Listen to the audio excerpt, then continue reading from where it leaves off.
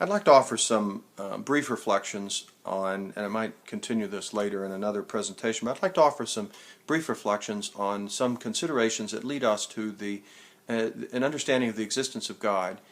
But more than just an argument for the existence of God, I think this is a line of reasoning that can help us see not only God's existence, but also help us see something more about what we mean when we use the word God. And not only what we mean, but also I think we will find some resources that will help us respond to certain unacceptable understandings of God, in particular deism. But let me try to share with you quickly a line of reasoning, and I take this from St. Thomas Aquinas, and this is a very deep and important part of the thought of St. Thomas.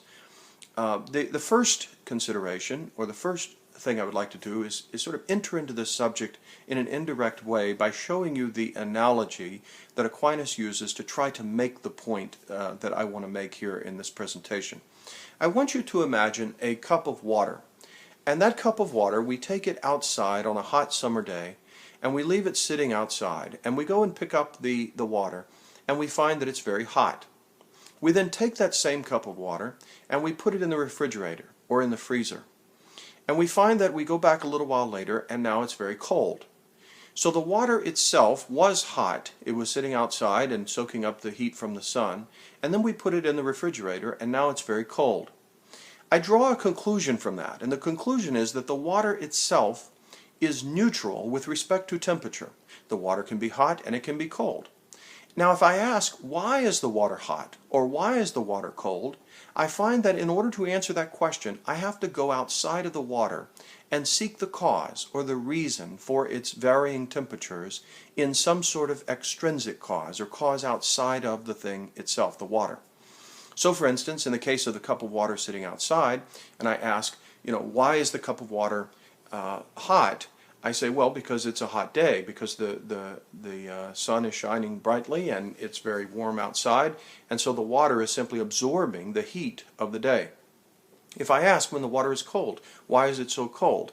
The answer is obviously because it was in the refrigerator, and the refrigerator is a cold place, and if I knew something about refrigeration and how it works, I could give some type of detailed causal explanation of why the water is now cold because of the temperature that's provided by the refrigerator. Now, the water then, to draw the same conclusion again, the water then is neutral with respect to temperature. It can be hot or cold, it can be warm, it can go through various different temperatures. And the reason or the explanation for its varying temperatures is to be found in causes outside of the water. The refrigerator when it's cold, the sun and the heat outside when we're talking about its warmth. Now, what does this have to do with anything else? Well, Aquinas uses this. Thomas Aquinas, 13th century theologian, he uses this as an analogy or an illustration for two aspects of ourselves as human beings, what he calls essence and existence. Essence and existence. Essence has to do with what we are, the kind of being that we are. So if I point outside my window here right now, there's a tree. And if I say, what kind of thing is it, or what is that, we would answer, it's a tree. If you point at a human being and say, what is that, you say, well, it's a human being. When we say that, when we identify what kind of thing it is, we are locating what Aquinas would call the essence of the thing. Now, the essence of something is somewhat like a blueprint. It's like a roadmap inside of the thing. We would describe it nowadays in terms of genetic structure and so on, or DNA. We would describe it as a kind of internal propensity or tendency in a certain direction because of the kind of information that's present in the organism or in the thing. However you want to describe that, Aquinas has his own vocabulary and his own way of describing it. However you want to describe that, it's clear that in the world around us there are things that grow differently, they develop differently, they have different attributes or characteristics. And the reason for that, whatever you want to call it or however you describe it, the reason for that particular set of attributes or qualities that the thing has is its essence, or what's called its essence. On the other hand, we have what Aquinas would call the existence of something. Now, the existence of something is the reality of it. And Aquinas does not think that these two things are implied in each other. So for instance, to be an existing thing doesn't mean that you're a tree, or it doesn't mean that you're a human, or it doesn't mean you're a blade of grass, or it doesn't mean that you're a squirrel or a dog or a cat or a car or any of those things. You could be lots of other things and still be existing. So existence doesn't necessarily mean you're a human or whatever. The same is true in the other direction. Just because you can think about an essence or a kind of being doesn't mean it actually exists. We could look at all kinds of mythical figures like, I don't know, Ewoks in Star Wars, or hobbits in the Lord of the Rings trilogy, or other books by Tolkien, or the Land of Narnia in C.S. Lewis's Chronicles of Narnia. All of these are essences in the sense that we can think about what they are. They make sense to us to think about them, but they don't actually exist as far as we know. And so they don't have real existence outside of our own imagination, our own minds, or outside of the books that communicate these stories to us. So they don't really exist. We all know the difference between those two things. If I say that, in a book that you have on your shelf right now, there's a $100 bill between page 100 and 101, and you go and you open up the book, you know as you approach the book what a $100 bill is. So you know something about its essence or what kind of thing it is.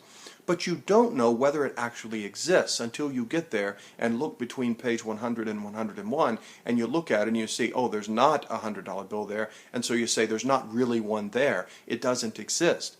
So existence and essence for Aquinas are not the same thing.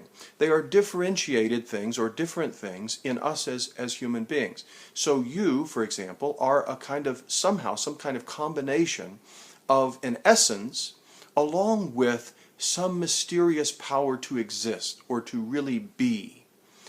In contrast to something like, let's say, dinosaurs that apparently once existed but don't exist anymore, or the Land of Narnia, or Aslan, or hobbits, or whatever.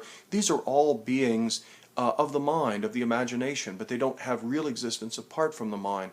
But we exist not just in someone's mind, but we have real extra-mental existence, or we exist outside of minds.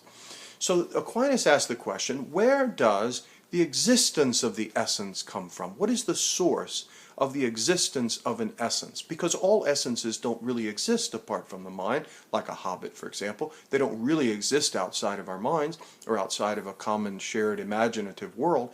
And so what makes the difference between a human being existing and a hobbit not existing, at least not as we do? And so Aquinas answers this question, or looks at this question, by saying, well, let's look at the possibilities. Is it the case that our essence produces our existence? In other words, am I existing because it belongs to my essence to exist? That I have to exist because it's a property of my essence? Sort of like water. If I pick up water, it's wet. Well, wet is a property of being water. Or for us as human beings, an example that Aquinas likes to use is human beings are capable of laughter. Why are we capable of laughter? Well, because we can look at things and we can see incongruities or differences or things that we find humorous in our experience of the world outside of us. And so human beings laugh because we have an intellect, and our intellect allows us to look at things and see differences and similarities, and then we see two things perhaps that are put together that are humorous to us or funny to us because they don't normally belong together or whatever. We can talk about the different sources of laughter. But for Aquinas, laughter is an effect of the human essence. Because we're human, we're capable of laughter. So laughter comes from human essence. Is it the case that human existence comes from human essence? In other words, is our essence producing our being or our existence? And Aquinas says this can't possibly be so. If this were so, then we would be God, because it would belong to our essence to exist. We would have to exist because we're causing our own existence. We cause our own being. But that's not the case. Our essence, and furthermore, there's other logical contradictions with that, or problems. If I say that my essence produces my existence, then in some sense, at least logically, my essence precedes existence, or at least is the ground or the source of the reason for my existence. That would mean that things come into existence out of nothing, because essence doesn't have any ontological status. It has no real state or status in being or actuality. And so the question then is, what is the source of my being? Now you might say, well, Our parents are the source of our being, of course. But if I go to my parents, I find that they too are essences that happen to exist, but they're not God. They don't cause their own being. They're not the source of their own reality.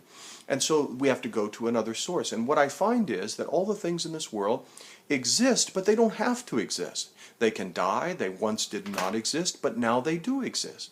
And so the question is, besides the fact that we sort of participate in passing along existence to people, like my parents passed along to me my existence in a certain sense, or my essence, but they don't possess existence in the sense of causing it to be.